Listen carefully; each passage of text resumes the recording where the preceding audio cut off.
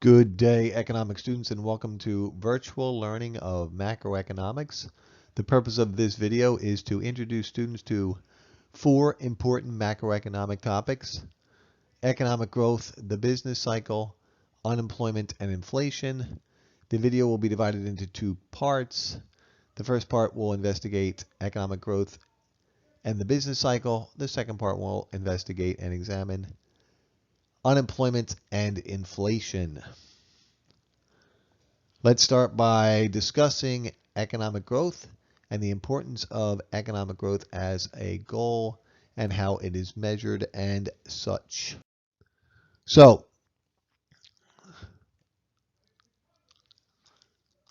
why is economic growth such an important macroeconomic goal? Well, in simplest terms, any economy which achieves economic growth is reducing or lessening the burden of scarcity. If you think about the definition of economics, limited economic resources of land, capital, and labor, unlimited economic desires, the things we want far outpace the resources we have available to produce those goods and services.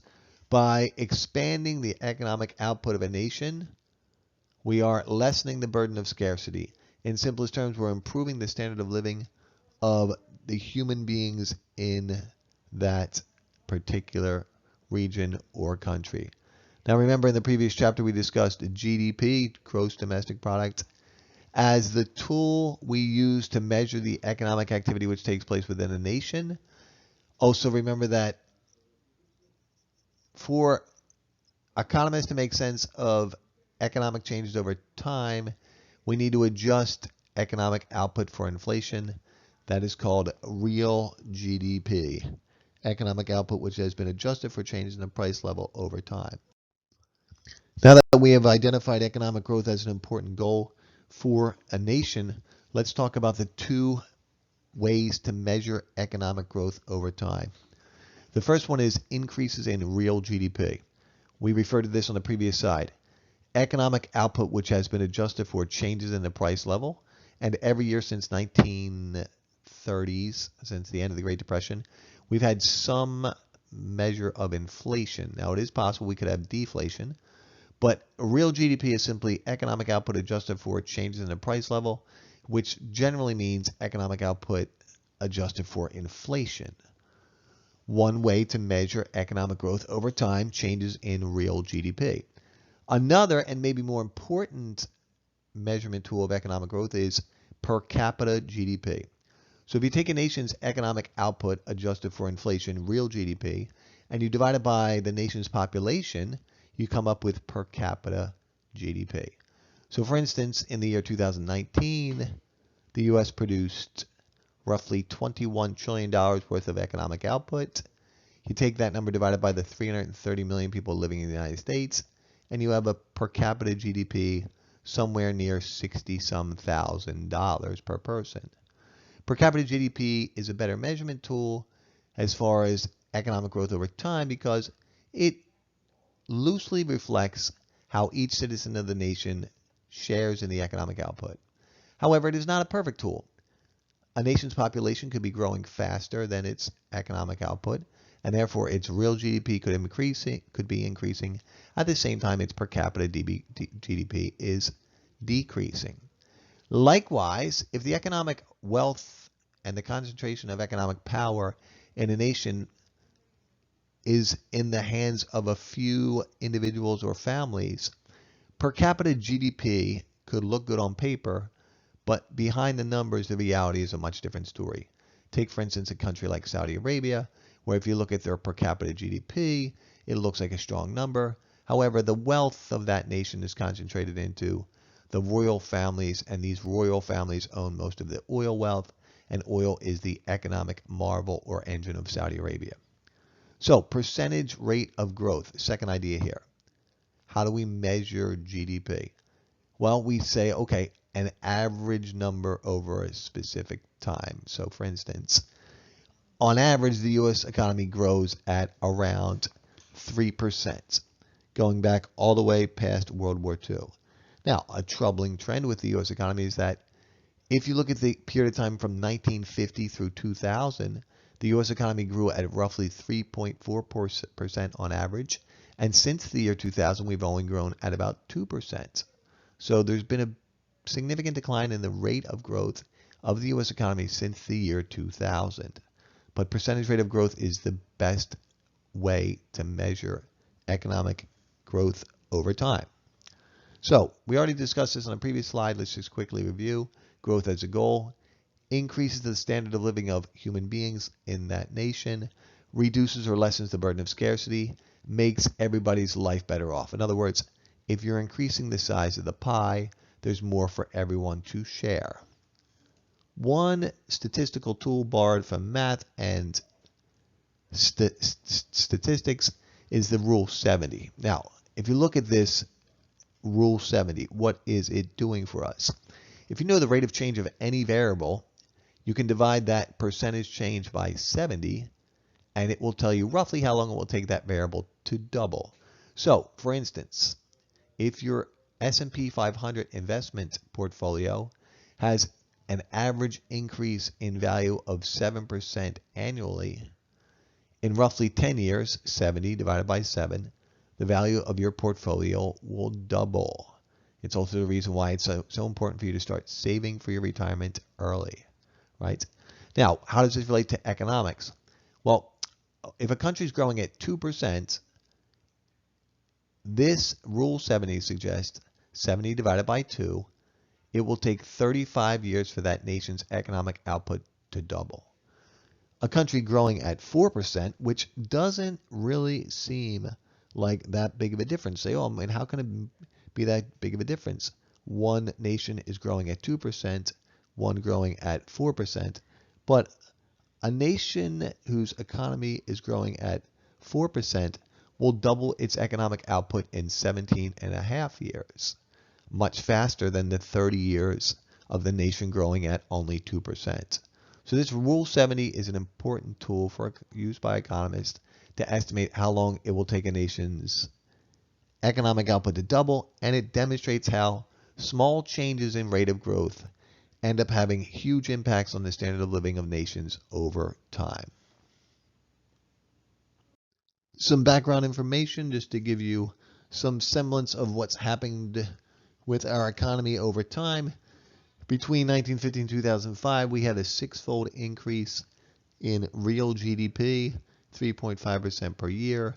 Over that same period, increase of per capita GDP of threefold or 2.3% per year.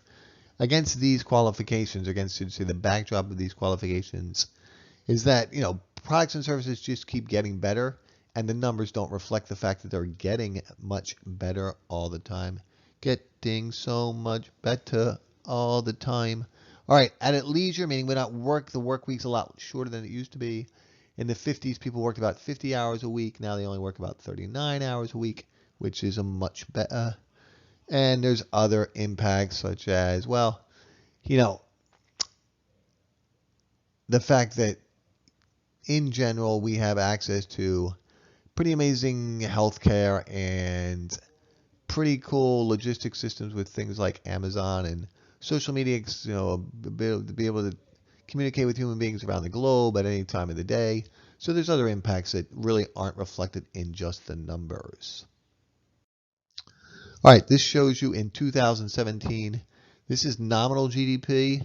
The world's largest economies: the U.S., the EU, China, Japan, India, and Brazil. Right. This is actually a few years before that. Shows you the top 20. United States, EU, the European Union as one entity. China, Japan, Germany, United Kingdom, France, India, Italy, Brazil, Canada, South Korea, Russia, and so on. This shows you that the world's largest 7 economies, if you take the European Union as one economic entity, EU, the blue, look at that, rhymes. All right, the green, United States, the EU, the European Union, China, Japan, India, Brazil, and Canada. Those top 7 economic engines produce 75% of the world's economic output. Interesting. All right, so per capita GDP, right? These are in 2007 numbers. We'll see how this changed. You can see United States about 46 grand per year, and China, That's pretty bad, right? Not even $5,300 per year. So that's, almost a tenfold that the United States is per capita GDP. All right, let's look at some more recent numbers. All right, this is per capita GDP in 2012. It shows you Luxembourg, Norway, Switzerland, the U.S. Right, there's some good numbers there. Again, China's not even on this list of all these countries in the select OECD, Organization for Economic Cooperation and Development. They don't even make the top list, which is kind of disturbing for the people in China. Here's some numbers, more recent numbers from 2015, shows you per capita GDP. By 2015, U.S. per capita GDP was nearly just over $56,000 per person, right? Again, China's not on the list.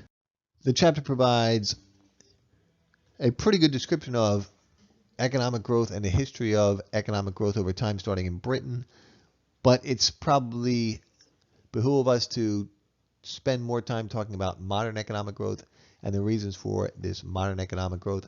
And they're all listed on this nice PowerPoint slide here, right? Growth promotional institution structures, right? Such as the WTO, World Trade Organization, right? Strong property rights, the idea that people don't have to fend for themselves, and the idea that, most modern economies, European, North American economies, identify the idea of strong property rights, the idea of patents and copyrights, and those being enforceable in courts. That leads to stronger economic growth. Financial institutions, obviously we had a breakdown of those in 2008, but it's important to have financial institutions which provide the lifeblood of the economy, which is borrowing and lending. Obviously, education is a tremendous factor, especially when you think about the rise of India and China over the last 20 years, and the education factor included with that particular event. Free trade, it's one of the things that's been villainized lately in the year 2020. Doesn't seem like countries are altogether about free trade. We already covered this a chapter on free trade, but it's definitely contributed to better economic growth over the last 30 years. And of course, competitive market systems are another institution which leads to better economic growth over time. So, some supply factors.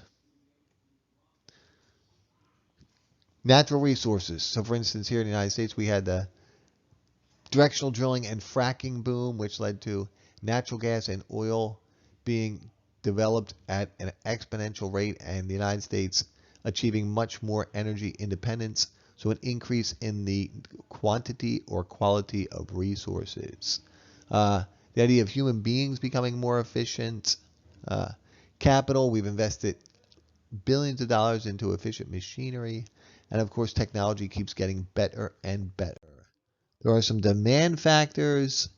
Those really revolve around the idea of households, businesses, and government purchasing the economy's economic output. And we already discussed how we measure that, right?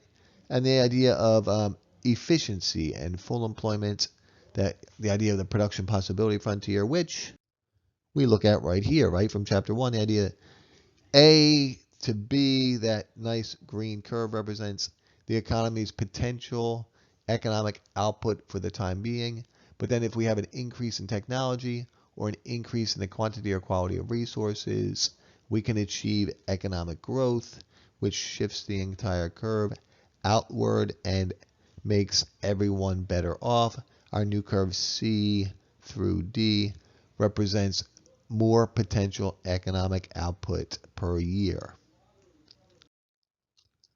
So, one big factor leading to increases in efficiency is this idea of productivity and labor productivity.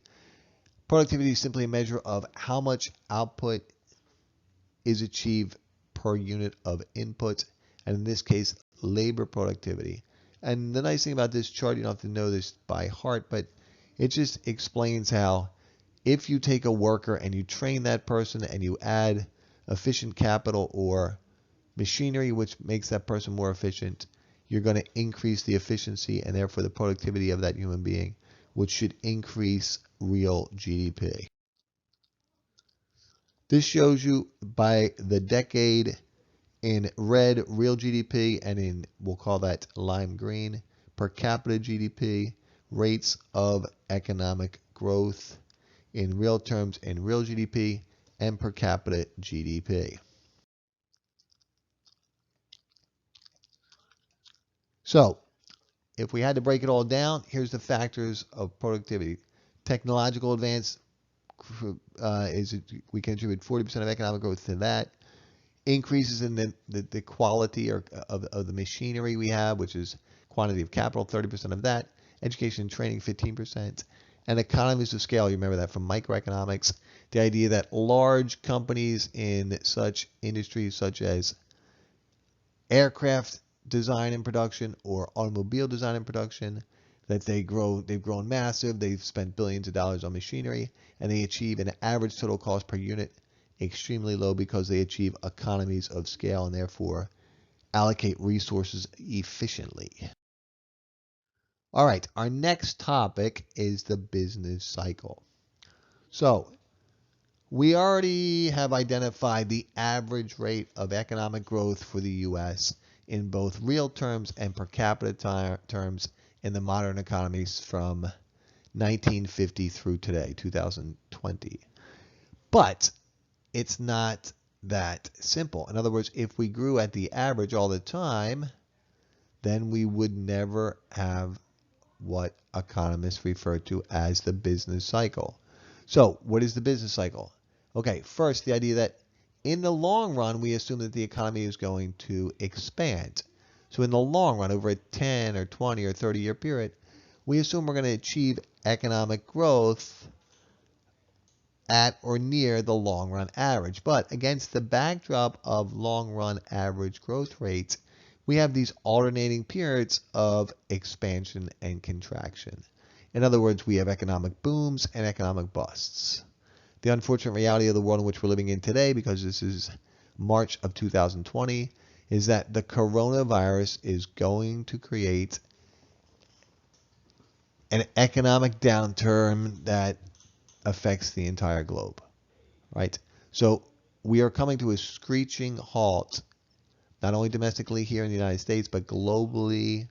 We're coming to a screeching halt with production of goods and services because at this moment, the availability of resources has shrunk exponentially.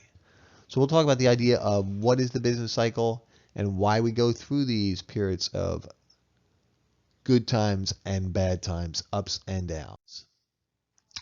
So let's talk about this particular graph chart to help us understand the idea of the business cycle.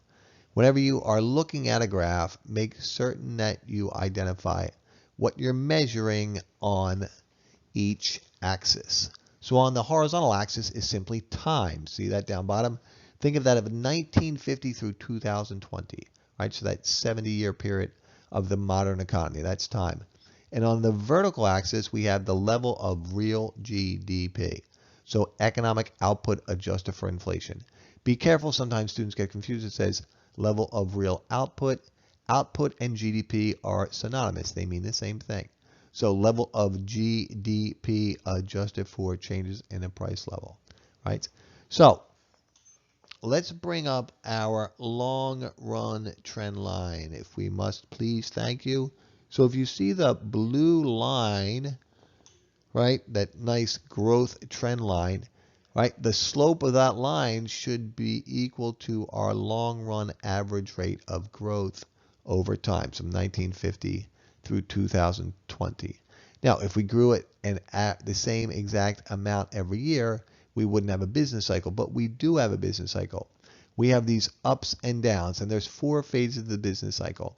When the economy is expanding, when real GDP is positive, we refer to that as an economic expansion, right? At some point, we will peak. In other words, the economic expansion will come to an end. Now, if you look at the 4 phases of the business cycle, economic expansions last for a time. Then there's a moment in time when there's a peak, and then the contraction happens. Downward we fall, recession. Technically, a recession is 2 quarters or longer, so 6 months or longer, of falling real GDP, right? GDP is negative relative to the previous period, right? And then things stop getting bad and we're at a moment in time, the trough, temporary bottom, and then we enter back into the phase of the expansion. Now, this should make sense to you, the idea of like we have good times, economic expansions, temporary maximum level of output, a peak, and then a contraction where the economy falters, a recession, and then the momentary bottoming, a trough, and then another expansion. However, this beautiful undulation of looks like the beautiful tilt-a-whirl down in Disney World, right? It's a little bit misleading. In other words, economic business cycles are not as predictable as you would be made to think because of this graph, right? And we're going to see the actual data from all the way back in the history of the United States of business cycles, and it'll show you some expansions last longer than others, some recessions are more severe than others, and that will help you understand the idea that this particular graph introduces students to the idea of the business cycle, but it's not an accurate depiction of what actually takes place in the world because we can't say for certain how long an expansion will last or how severe and long a recession will be. So, one more thing to add here.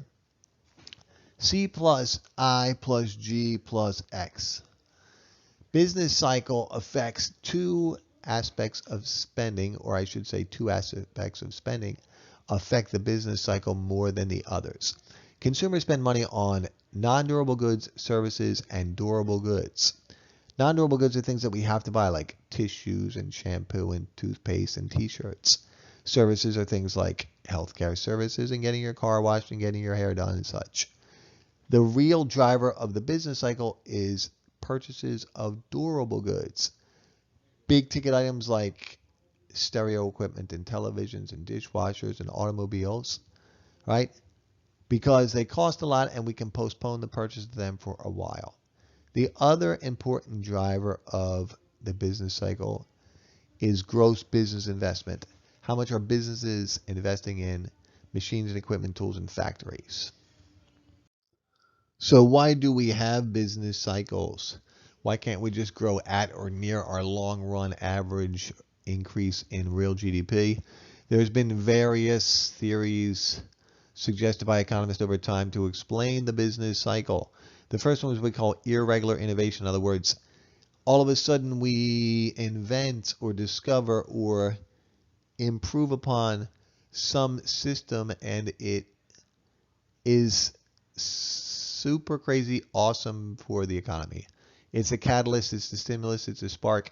So for instance, over time you have things like the railroad or the jet plane or innovations such as the computerization of the economy in the late 80s and early 90s. So this irregular innovation, in other words, these type of technological advancements or innovation, productive implementations and inventions, they don't come down the path all that often. When they do, they are a spark for the economy. They invigorate the economy for some time, and then their effect wears off, and we slide back into a recession. Does make some sense. Productivity changes. In other words, if you look at the period of time from 1995 through 2005, pretty strong period for productivity. But since then, we've had pretty lackluster numbers as far as productivity. That could be one of the reasons why we had an economic downturn in 2008. Not the only reason, right? Monetary factors. There's central banks around the government who are commissioned to manage their nation's money supply in an effort to sustain full employment economic output. But sometimes these monetary factors get out of whack and lead to economic downturns. Maybe there could be too much money or too little bit of money in the system. 2007/8 was a good example of this next one.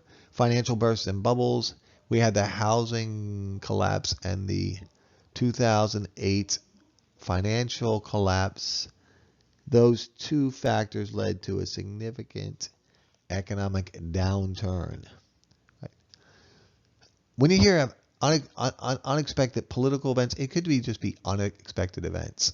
So as mentioned earlier, in 2020, probably the scariest event of my lifetime, this coronavirus, because the outcome is simply unknown, but it's going to have a severe negative impact on the economic growth rate of nations across the globe. People are shutting factories and workers are staying home. So it's a really good example of, hey, we're churning along pretty well. Europe was doing pretty well. The United States was doing rather well. And all of a sudden, this unexpected, unavoidable event, which is circumstances beyond our control, caused an economic downturn, right? So there's definitely some common link. In other words, these aren't one-offs. There could be some commonality between them. In other words, you could have a situation where innovation sputters out at the same time productivity slows or such. Okay, so let's look here at this particular chart graph, which helps us understand the idea of the business cycle. First, what's going on down bottom is simply time, right? 1930 through the year 2000. On the vertical axis is your rate of economic growth. Right, percentage change in economic output, right? Growth rate percentage per year. So the dark line means there's zero economic growth. So if the economy never grew, right, the actual data would go right through that line. Now, if we didn't have business cycles, but we grew at our average, right, the next line, which will be a depiction of what's actually taken place in the economy from 1930 through 2000, would go directly through this dotted line. So the dotted line is the average, long run average of about 3%. Right, now look what we bring here. Ooh, geez, here's the actual data, right? Annual rate of growth from 1930 through 2000. Now notice that the growth of the United States economy was rather erratic between 1930 and 1950 for two major reasons, and that was the Great Depression and the war, right? Notice that the period of economic growth since 1950 has been far more stable. Let's look at this same idea. Let's just add some historical backdrop to it, and then we could also identify the periods of recession and how severe they were. So the blue areas represent economic downturns, and the wider the blue area, the worse the recession was, or the longer in its duration, right? So that's an important idea to identify. I like this particular slide because it is highly similar to the previous slide, except it highlights the historical events taking place at the time, and therefore you can put things into context. Notice the Great Depression on the left, that huge decrease in economic output for the United States, right? The spike in economic output associated with the war, the adjustment from war to peacetime economy, and then from 1950 through 2006, a much more stable economy. But it shows you the Korean War, the Vietnam War, and it shows you the long run average growth rate of about 3%, right? Okay. This shows us same information as previous, but it zooms in on a little more modern period, especially on the far right. You look at the economic downturn of the Great Recession of 2008. Notice how sharply we fell, and that lasted quite a long time as far as recessions go. Right, this is 1950 through 2010. So it's a microcosm of the modern economy, right? And it shows you the ups and downs of the economy from that period of time. I like this particular chart because it shows you the actual data. So the Great Depression had really two parts to it. From 29 through 33, almost 4 years, 43 months, over a 50% decline in economic output. Right, 53% decline in economic output, unemployment rate reached as high as 1/4 of the American workforce, or 25%. Things got better for a while, and then they contracted again. Another 1 year downturn, a 32% decline in output, Unemployment got as high as 20%, right? And then things were better for a while, right? Things were better for a while. We had this mild recession in 1957. Like, that was a pretty big downturn, but it didn't last that long, thankfully. A little bit more modern information. We show that in 1980s we had a bad economic downturn from January 80 to July 80, and then again from 81 July through November of 82. Those two were pretty tough times to live through as far as the 80s, and it shows you the unemployment rate of these particular economic downturns. So in the 81-82 economic downturn, unemployment got as high as nearly 11%. Right. Down bottom there's a link. If you care to, you can check that out. It gives you more information, especially about the last recession of 2008. All right, so here you go. It shows you the period of time when we had economic downturns and how long they lasted. And then most importantly, on the far right, the decline in real output. So if you look at the recession of 2007 through 9, a 4.3% decline in real output. And of all the modern economic events, that stands out as the worst recession in U.S. economic history since World War II. Thank you for tuning in to our economics video, which explained the importance of economic growth and the business cycle. Up next will be the video about the economic issues of unemployment and inflation. See you in the cyber future soon.